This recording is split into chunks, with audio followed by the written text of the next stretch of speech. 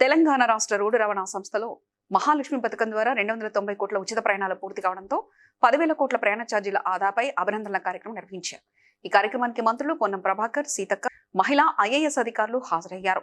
పెద్ద సంఖ్యలో మహిళలు పాల్గొన్నారు.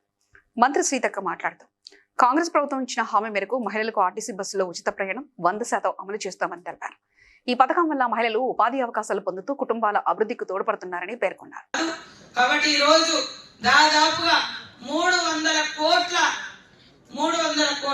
ప్రయాణాలు, దాదాపుగా 300 కోట్ల మహిళా ప్రయాణాలు.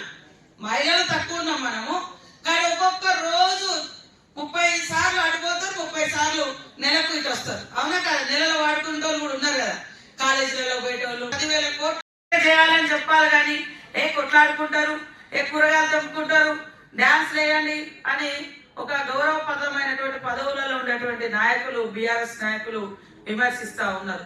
కాబట్టి దీన్ని మంచిగా వాడుకుందాం.